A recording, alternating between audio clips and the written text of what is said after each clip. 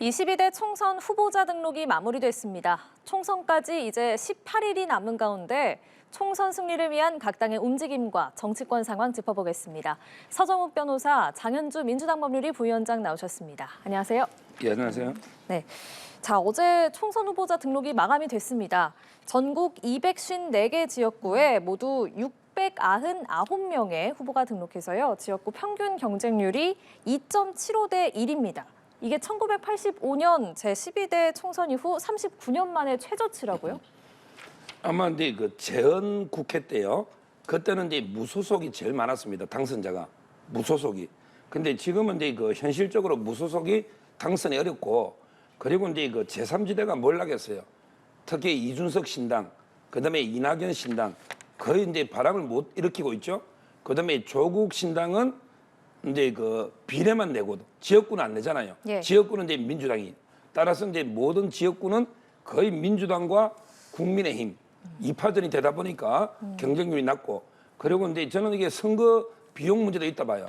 선거 비용은 이제 그 10% 넘어야 50% 보전해주고, 그다음에 15% 넘어야 100% 보전해주거든요.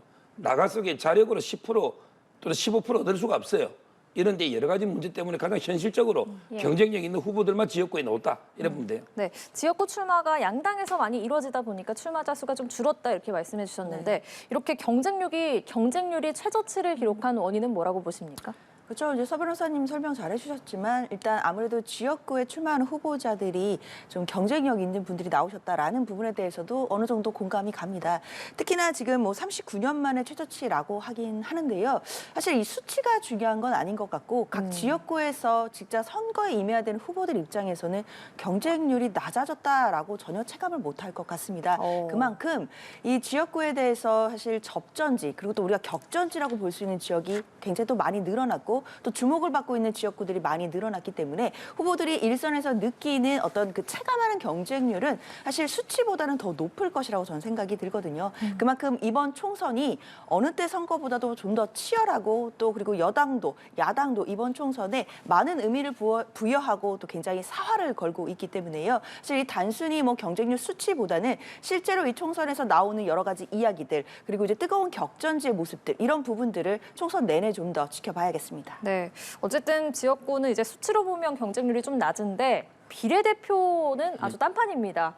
예, 신청한 정당이 38곳이고 그래서 유권자들이 이번 총선에서 역대 가장 긴 51.7cm 이 투표용지를 받게 됐습니다. 이렇게 투표용지가 길다 보면은 그 집계하는 기계가 할 수가 없대요. 그래서 이번에도 완전 수개표를 해야 된다는데 이 상황은 어떻게 보십니까? 이게 이제 바로 그 4년 전부터 이제 그 연동형 또는 이제 준연동형 그게 이제 그 비례를 갖다가 지역구하고 이제 연동하는 이때부터 이게 급정했거든요. 그래서 저는 이제 제도가 좀 문제가 있다. 연동을 하면서도 이제 또 거대 정당들도 이제 위성 정당을 또 만들었잖아요. 두 개를. 그리고 이제 그 아마 이제 그 3%를 노리고 여러 이제 정당들이 만들어졌는데 아무리 이게 우리나라는 다당제를 보장하지만 이렇게 정당이 많이 난립하는 거 이것도 상당히 부작용도 클 겁니다. 아마 이제 국민들이 제대로 판단해서 이게 찍을 수 있겠는가 이런 의문도 들고 어떤 당은 보니까 이제 그 국회의원을 한 명이라도 있으면 이게 그 상위 그 순번을 받는 거예요. 지금 38곳 중에 국회의원이 한 명도 없는 당이 대부분이잖아요. 그러면 이제 아마 밑으로 밀리는데 예를 들어 이제 그 국회의원이 한 명이라도 있으면 대표적인 게 정강훈 목사 자유통일당 거기 황보성이 의원이 1번으로 넣었거든요. 아마 이제 그러다 보니까 좀 원칙하고 안 맞는 이런 이제 영입 이런 것도 이게 있지 않나 이런 부작용도 있다고 저는 봅니다. 네, 이렇게 투표지 분류기도 사용하지 못할 정도로 정당 수가 많은 게 준연동형 비례대표 때문이다 이런 말씀해 주셨는데요. 너는 좀 결과론적 얘기인 것 같아요. 왜냐하면 이제 뭐 비례 제도가 연동형제가 있고 병립형 제도가 있습니다. 물론 각각의 제도는 뭐 이게 뭐 선과 악, 뭐 누가 옳고 그름 이런 것보다는 장단점이 있는 제도라고 할 텐데요. 그럼에도 연동형 또는 준연동형 제도가 우리 사회에서 또 장점이라고 꼽히는 이유는 또 소수 정당들 그리고 또 사회적 약자인 분들의 목소리가 국회에 반영될 수 있는 가능성을 높여준다는 부분에 있습니다. 다양한 목소리가 당연히 국회에 들어가야 국민들 모든 목소리를 대변할 수 있는 것 아니겠습니까? 사실 그런 취지로 생각해 본다라고 한다면 물론 그 비례투표 용지 길이가 50cm가 넘어가서 국민들께서는 다소 불편하실 수도 있고 사실 너무 난립하는 것이 아니냐라는 우려도 분명히 나올 수 있지만요. 그럼에도 이 연동형 제도의 어떤 큰 취지를 봤을 때는 이런 과정도 또 우리가 함께 또 양해해야 되는 부분은 아닌가라는 생각은 듭니다. 다만 이제 유권자분들께서는 아무래도 이제 투표 용지가 너무 길다 보니까요. 본인이 비례대표를 어느 정당에 할지는 미리 좀 결정을 하시고 기호가 몇 번인지를 알아놓고 가는 것도 좀 도움이 될 것 같습니다. 그러지 않으면 또 투표를 하는 날 본인이 지지하고 또 표를 내고 싶은 그런 정당이 몇 번인지가 헷갈릴 수도 있을 정도의 길이이기 때문에요. 네. 그런 부분들을 잘 감안하셔서 소중한 한 표를 행사하셔야겠습니다. 네. 총선 18일 남은 오늘 여야 대표 행보도 짚어보겠습니다. 한동훈 비대위원장은 오늘 공식 일정 없이 지지율 고심에 들어갔다고 전해지고요. 또 이재명 대표는 경기 북부로 향했는데 여야 대표의 오늘 행보는 어떻게 보십니까? 먼저 이제 그 한동훈 위원장은 이제 최근에 혼자서 엄청나게 강행군을 했습니다. 그래서 이제 진짜 건강이 걱정될 정도로 상당히 그 강행군을 하고 있고 지금 이제 그 한동훈 위원장이 계속 9회 말 투아웃이다 이걸 강조했거든요. 그런데 야구를 뭐 우리 앵커님이 아시는지 모르겠는데 9회 말까지 한다는 거는요. 이제 홈팀이 져고 있을 때 합니다. 무승부거나 이 말은 이제 홈팀이 이기고 있으면 9회 초에 끝납니다. 8회 말까지 우리가 이기고 있으면 9회 초에 경기가 끝나는 거예요. 근데 9회 말까지 한다는 거는 지고 있거나 최소한 이게 뭐 3대3, 2대2 비기고 있을 때 9회 말까지 해보는 거예요. 누가 이길지. 그러니까 한동훈 위원장이 9회 말 투아웃을 자꾸 강조하는 거 보면 조금 이게 판세가 지금은 만만치 않다. 비슷하거나 지고 있다. 이렇게 위기, 뭐 저는 그게 나쁘지 않다 봐요. 이게 이런 위기 절박감이 필요한 거거든요. 그래서 이제 그 9회 말에 투아웃이 어떻게 역전을 시킬 건지, 어떻게 이길 건지 이런 이제 그 전략을 좀 짜고 그래서 이제 그 오늘 공개 일정 없이 아마 이제 그런 전략을 짜고 있지 않는가 이렇게 보이고 뭐 이재명 대표는 이제 계속 뭐 최근에 여론조사 흐름이 나쁘지 않으니까 그냥 그대로 지역을 돌고 있는 것 같아요. 예. 장현주 부위원장께서는 여야 대표의 오늘 전략 어떻게 평가하십니까? 그러니까 한동훈 비대위원장 같은 경우에는 좀 다소 지금 마음이 복잡한 것 같기도 합니다. 뭐 여러 가지 상황상 당 내에서도 또 그 비례대표 공천 명단을 두고도 또 한 차례 갈등이 있었고요. 또 수정을 하는 일까지 있었습니다. 뿐만 아니라 용산발 리스크라고 불리우는 뭐 황상무 수석의 일이라든지 물론 사퇴를 하셨지만 또 이종섭 대사 일 같은 경우에도 지금까지 계속 진행 중이다라는 평가가 많이 있기 때문에요. 굉장히 또 마음속으로 복잡한 속내가 있을 수 있겠다라는 생각 듭니다. 그렇기 때문에 한 템포 쉬어가면서 앞으로 또 총선 과정에 대해서 큰 전략을 어떻게 짤지를 고심 중인 것 같다라는 생각 드는데요. 그에 비해서 이재명 대표 같은 경우에는 사실 정권 심판론이라는 야당이 내세우는 이 논리에 대해서 어느 정도 국민들께서 조금씩 더 공감해 주시고 있다라는 또 내부적인 판단도 있습니다. 그런데 이 부분을 조금 더 국민들께 알리고 그 정권 심판론의 전선을 확대하기 위한 움직임들 계속 하고 있다라고 봐야겠는데요. 특히 오늘 이제 다녀가는 곳이 이제 경기 북부입니다. 경기 북부라고 한다면 이제 상대적으로 민주당세가 그렇게 높지는 않다라는 평가도 있는 곳이거든요. 그렇기 때문에 그런 곳을 방문을 해서 정권 심판론을 좀 더 강조를 하고 또한 요새 뭐 물가가 굉장히 비싸서 서민 경제가 어려운 부분 이런 부분들을 강조하면서 야당이 내세우고 있는 정권 심판론을 더욱더 확대해 나가는 그런 모습으로 봐야겠습니다. 네, 이렇게 여야 대표의 행보 의미 좀 짚어봤고요. 이런 가운데 국민의힘의 위성정당인 국민의 미래가 선거대책위원회를 꾸렸습니다. 위원장으로 비례대표 8번을 받은 인요한 전 혁신위원장이 인선이 됐는데 인 위원장이 선거 국면에서 다시 한번 이렇게 전면에 나서게 됐어요. 어떻게 평가하십니까? 뭐 상당히 그 전국적인知名도도 있고요. 저희 대한민국의 그 기여한 바가 상당히 크고 특별 기화인데 1호거든요. 그래서 이제 그 앞으로 큰 역할을 할 거로 보이고 지금 비례도 이제 그 국민의 미래가요 상당히 좀 비상 상황입니다. 왜 그러냐면 이제 그 진보 진영은 두 당을 상대해야 되는 거예요. 바로 이제 더불어민주연합하고요. 그다음에 그 조국혁신당 두 당이 크게 보면 이제 물론 제로섬 게임으로 서로 뺏고 뺏는 이런 이제 제로섬 게임이긴 한데 문제는 이제 그 이재명 대표한테 좀 실망해서 투표 안 하겠다 이런 일부 이제 그 진보 세력을 조국 혁신당이 좀 이게 흡수하는 이러다 보면 이게 약간 투표율이나 그 점에서 이제 그 두 개 합쳐버리면 오히려 이제 보수 진영보다 더 많이 넣을 수 있는 이런 위기입니다. 따라서 이제 그 국민의 미래는 이제 조국 혁신당처럼 이런 우당이 없잖아요. 실제 따라서 이제 물론 보수당에도 몇 개 있지만 의미가 지지율이 높은 당은 없거든요. 그 점에서 상당히 그 1대2로 상대해야 되는 이런 이제 어려운 상황이기 때문에 아마 이제 그 인유한 위원장부터 이번에 그 본부장으로도 김건, 그다음에 그 진종호 사계 선수, 그리고 이제 김민정 교수 이런 분들에게 그 임명했고요. 아마 이제 그 한동훈 위원장하고 인유한 위원장이 투톱으로 같이 아마 동선을 짜서 움직이지 않을까 이렇게 봅니다. 예, 상대당 입장에서 인요한 선대위원장 임명 어떻게 보세요? 사실 인요한 위원장 같은 경우에는 이제 작년에 국민의힘이 강서구청장 보궐선거에서 이제 패배한 후에 이제 혁신위원장을 맡으면서 이제 대중들께 또 국민들께 또 인사를 드리게 됐었던 것으로 기억을 하는데요. 당시에 인요한 혁신위원장이 내세웠던 것이 뭐 중진의 희생론 이런 부분들이었습니다. 그런데 사실 이제 결국에는 공천이 마무리된 이 시점에 국민의힘 또는 뭐 국민의 미래의 어떤 공천 명단을 봤을 때 과연 인요한 위원장이 이야기했던 그런 혁신의 방향과 이 공천 확정된 그 후보들의 면면이 일치하는지에 대해서는 국민들께서 계속해서 판단을 하실 거라고 저는 생각이 듭니다.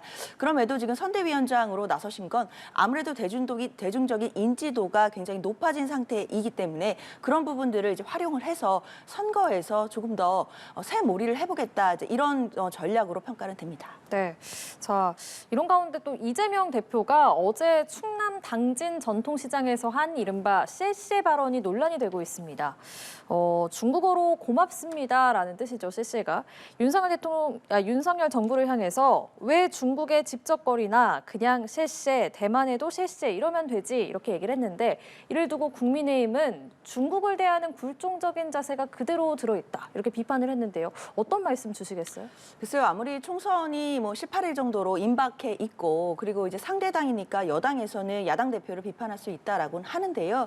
이번에 나온 뭐 중국에 대해서 굴종적 자세다라는 비판은 사실 좀 너무 억지스러운 공세가 아닌가라는 생각이 듭니다. 이재명 대표가 이야기하고자 했던 건 결국 이념적 접근으로 중국에 대한 외교를 해서는 안 된다는 부분에 대한 문제 제기였습니다. 결국 양안 문제나 이런 부분에 대해서 이념적으로 접근할 것이 아니라 뭐 중국에게도 대만에게도 실리적인 외교를 해야 되는 것이 아니겠느냐라는 문제 제기였던 것이죠. 그런데 이 쎄쎄라는 말을 두고 뭐 굴종적으로 중국에게 대하는 거 아니냐라는 비판이 나오는 것 같은데 저는 이런 부분은 오히려 근거 없는 공세에 불과하고 사실 선거 기간에 이런 네거티브적인 것보다는 그렇다면 이재명 대표가 이야기하고 있는 그 대중국 외교 부분에 대한 이 현 정부의 어떤 문제점에 대해서 집권 여당이 어떤 생각을 갖고 있는지에 대해서 국민들께 설명드리는 것 그게 더 맞는 자세라고 생각합니다. 네. 제가 이제 그 만약에 바꿨어요. 입장을 바꿔서 한동훈 위원장이 이재명 대표 보고 이제 그 왜 일본에 찝쩍거리냐. 그냥 아리가또 하면서 그냥 일본에 굽신굽신하면 되지. 왜 일본한테 대드느냐. 이렇게 한동훈 위원장이 이재명 대표한테 말하면 민주당이 어떨까요? 일본의 굴욕이라고 들고 일하지 않겠습니까? 일본한테 찝쩍거리지 말고 아리가또 하면서 일본을 해라. 이거 똑같은 거 아닙니까? 중국에게 우리가 할 말 못합니까? 옛날에 문재인 대통령이 중국 가서 혼밥 드시면서 중국은 이게 큰 봉우리고 우리는 낮은 산이다. 이게 얼마나 굴욕입니까? 아니 이재명 대표 일본은 우습습니까? 일본은 우스워요? 중국만 무섭습니까? 왜 실리 외교를 중국하고 해야 됩니까? 일본하고 이렇게 실리 외교 하면 안 됩니까? 그리고 이번에 총선이 왜 한일전입니까? 그러면 이게 국민의힘이 일본입니까? 이거야말로 완전히 나라를 갈라치는 저는 잘못된 발언이다. 어떻게 국민의힘 보수 세력이 일본입니까? 지금 독립한 지가 얼마나 됐습니까? 근데 본인은 왜 일본 샴푸만 씁니까? 그것도 법인카드로. 왜 일본 샴푸만 법인카드 쓰느냐 말이에요. 그러면서 일본을 저는 국민의힘을 일본에 비교하는 아주 잘못된 국민을 분열시키는 국민을 갈라치는 이런 발언입니다. 이런 발언을 지도자가 하면 안 돼요. 중국이든 일본이든 우리가 실리적으로 다 해야지 무조건 중국한테는 쉐쉐 일본한테는 그냥 죽창가 들고 하는 거 이게 잘못된 외교예요. 네. 사실 이재명 대표의 발언의 취지는 그렇지는 않았고요. 뭐 중국에 대해서 쉐쉐를 하면서 뭐 굴종적으로 하자는 뜻이 아니었습니다.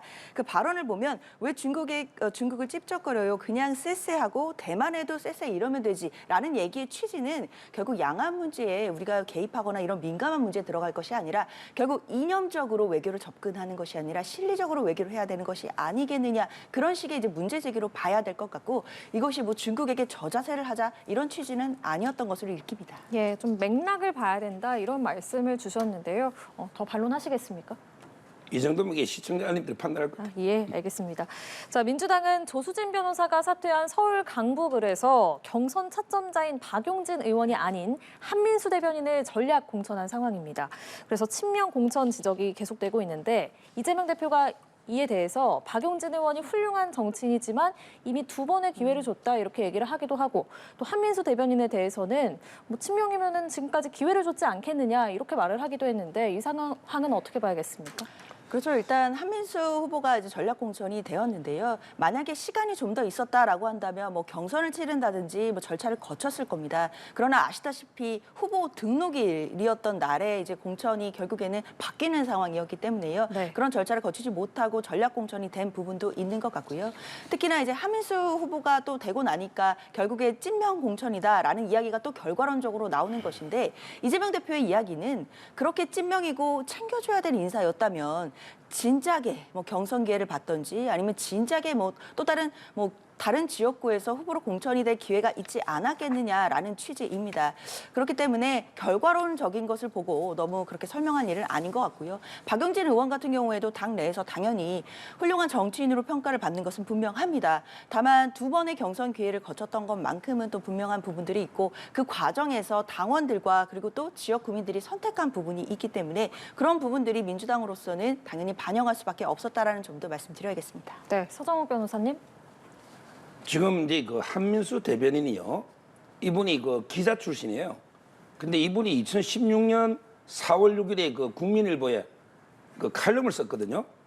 뭐라고 썼냐면 이제 이렇게 썼더라고. 하루아침에 날아온 후보. 골목 번지수는 아느냐. 그러면서 정치권이 지역 주민을 장기판에 졸로 하느냐. 이러면서 비판한 분이 최명길.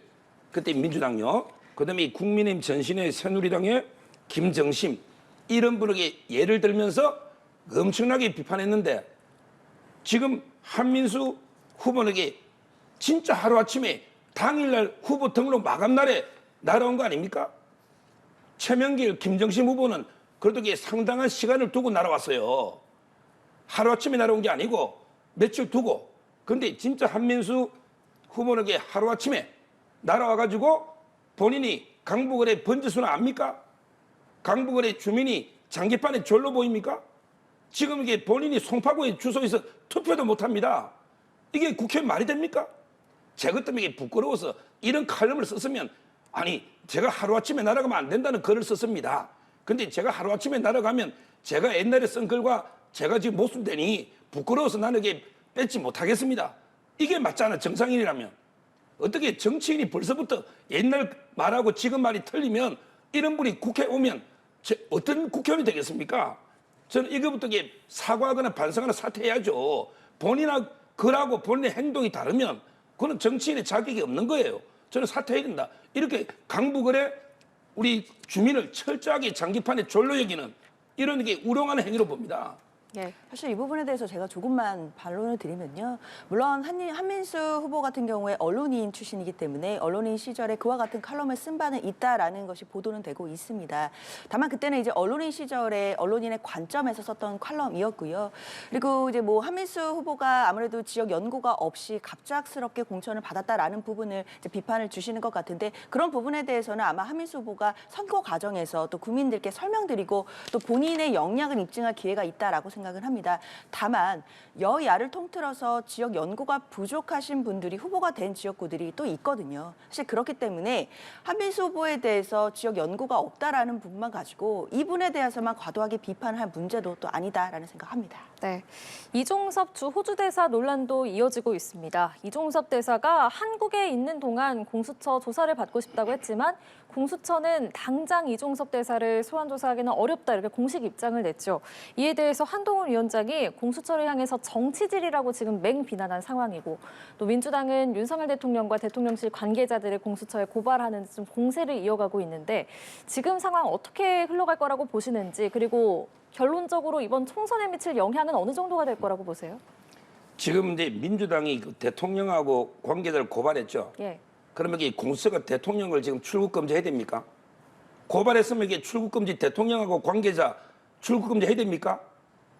어떻게 생각하세요? 저는 이게 말이 안 된다 봅니다.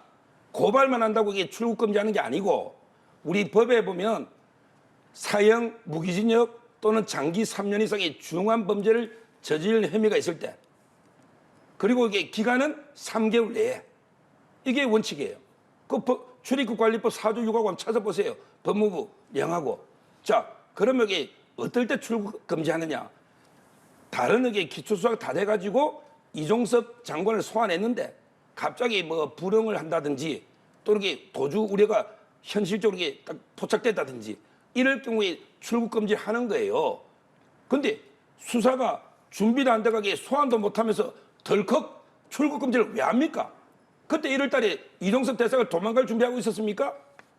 준비도 안 된 이 아마추어가 이게 공천은 제가 이게 정치 수사입니다. 제대로 이게 수사 다 해놨고 꼭 필요할 때 3개월 이내 제한적으로 이게 출국 금지를 해야 되는데 1월 달부터 아무 준비도 안 돼서 한 달씩 연장을 해. 그러면 이게 뭐 1년, 2년, 3년 무한정하게 출국 금지 할 겁니까? 언제까지 할 겁니까? 지금 공수처가 처장도 없고 차장도 없고 일부장도 없고 아무도 없어요. 수사 못 해요. 근데 출국 금지를 왜 합니까? 그럼 이게 대통령도 할 거냐고요, 관계자나. 이 말도 안 되는 진짜 출국 금지는 법에 보면 이게 피해자는 아까 제가 말했고 피고인들 있죠. 예를 들어 재판에 기소가 됐다. 이런 경우는 원칙적으로 출국 금지합니다. 대표적으로 이재명 대표 출국 금지해야죠. 재판 중에 있잖아요, 중환범죄. 그다음에 조국 대표 2심에 2년 넘습니다. 도망 안 간다 볼 수 있어요? 도망갈지 안 갈지 누구 장담해요? 이런 분들 출국 금지를 먼저 하는 겁니다. 고발만 됐다 하는 게 아니고 재판 중에 있는 분들이 더 우선 출국 금지 대상이다. 이거는 이게 변호사 다 알 거예요. 예, 이종섭 대사 출국 금지 자체가 좀 과했다 이런 말씀 주셨는데 일단 이종섭 대사 조기 귀국으로 문제가 해결됐고 이제 공수처로 공을 넘기면서 좀 역공에 나서는 게 국민의힘의 입장인 것 같아요. 장현주 부위원장께서는 지금 이 문제 어떻게 보고 계십니까? 글쎄요, 국민의힘이 이 부분이 그러니까 그 이종섭 대사의 귀국으로 해결이 됐다라고 생각한다면 전혀 국민 눈높이에 맞지 않다라고 저도 생각을 합니다. 왜냐하면 사실 국민 눈높이에서 본다라고 한다면 핵심 피의자가 출국 금지까지 해제되면서 호주 대사로 임명된 것 거기서부터 모든 국민들의 의문이 시작을 합니다. 그리고 그 이후에 귀국을 해서 이제 조사를 받겠다라고 말씀을 하시지만요. 당연히 피의자가 수사기관이 부르면 가서 수사받는 것 당연한 의무인 것이지 그것 자체가 뭐 국민들께 칭찬받을 만한 대단한 일도 아닙니다. 그렇기 때문에 지금 상황에서 귀국만으로 모든 문제가 해결됐다라고 보기는 어려울 것 같고요. 그리고 한동훈 비대위원장께서도 지금 공수처가 아직 소환될 준비를 하지 않았다라고 하니까 정치질을 하고 있다라고 맹비난을 하고 계시는데요. 사실 작년에 송영길 대표가 중앙지검에 출두를 해서 본인을 조사해달라라고 했습니다. 그때 검찰은 바로 조사를 해주지 않았거든요. 수사 일정이 있으니까 기다리라고 했고 당시 집권 여당에서도 당시 한동훈 법무부 장관께서도 굉장히 많은 비판하셨던 거 기억이 납니다. 그러면 같은 말을 되돌려 드리자면 지금 말씀해 준 것처럼 송영길 대표도 당시에 검찰이 정치질을 하고 있던 것이었습니까? 이렇게 된다면 국민들 눈높이에서 본다면 한동훈 비대위원장께서 뭔가 이종섭 대사에 대한 부분 그리고 송영길 대표에 대한 부분에 대해서 말이 달라지고 뭔가 잣대가 고무줄 잣대가 되는 것이 아니냐라는 저는 의문이 나올 수밖에 없기 때문에 이거 자체가 국민의힘 입장에도 별로 좋은 일은 아닐 것이다라는 생각 듭니다. 근데 네. 송영길 대표는요. 출국 금지를 안 했기 때문에 외국으로 나갔지 않습니까? 다 이게 같습니까?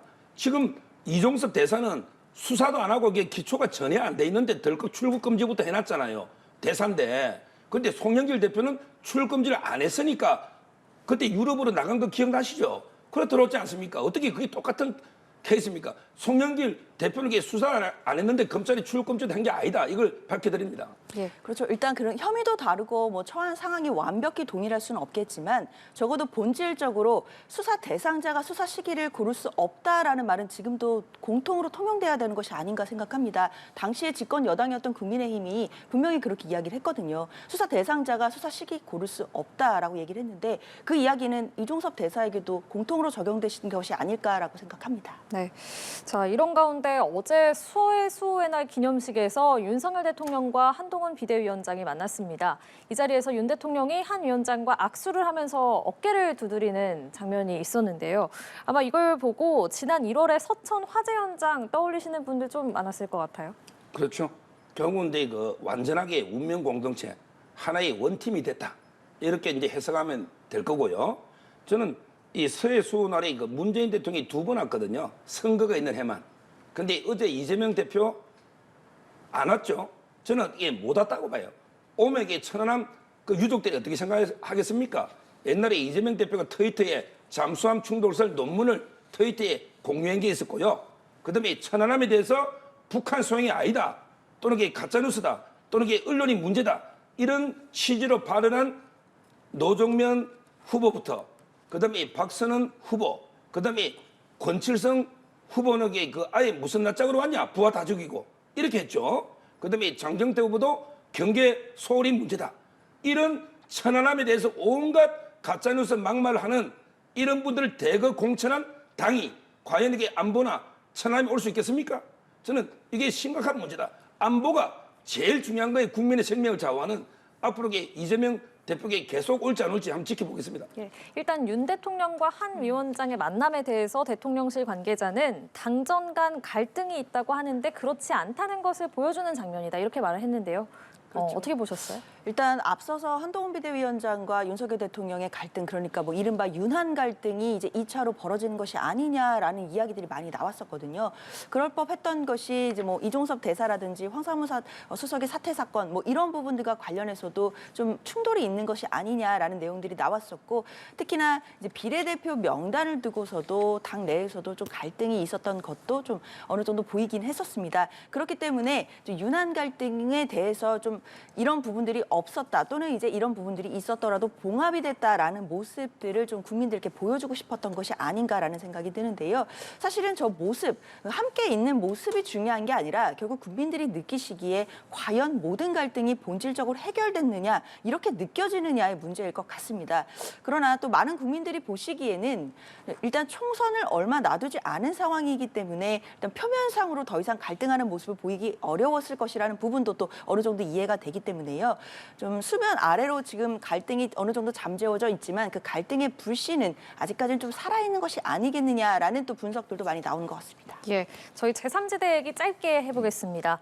개혁신당 류호정 전 의원이 총선 후보 등록을 포기하면서 제3지대 정치는 실패했다 이렇게 말했습니다. 어떻게 들으셨습니까?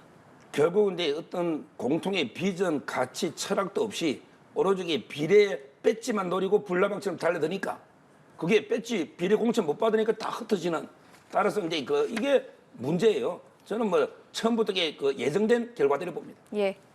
사실 이 부분은 좀 실망스럽다라는 국민들 많으실 것 같습니다. 그리고 이제 지역구에 출마를 하셨잖아요, 류호정 전 의원이. 그 류호정 후보가 지역구에 출마를 해서 뭔가 지금 또 제3지대로서 본인이 생각했던 정치적인 메시지들이 있었는데 이런 부분을 지금 갑자기 다 내려놓고 실패했다라고 총선을 중도에 그만두는 것 자체는 어떻게 보면 좀 국민들에 대해서, 그리고 지역구에 계신 국민들을 에 대해서는 굉장히 무책임하게 보일 수 있는 상황이기 때문에요. 이런 부분에 대해서는 제3지대가 앞으로 또 나오거나 또는 지금 있는 제3지대가 또 다시금 도약하는 그런 기회를 얻을 수도 있을까 지금 막 고민되는 지점에서 좀 찬물을 끼얹는 그런 모습이 아닌가라는 생각 듭니다. 네, 알겠습니다. 지금까지 서정욱 변호사, 장현주 민주당 법률위 부위원장 두 분과 함께했습니다. 고맙습니다. 감사합니다.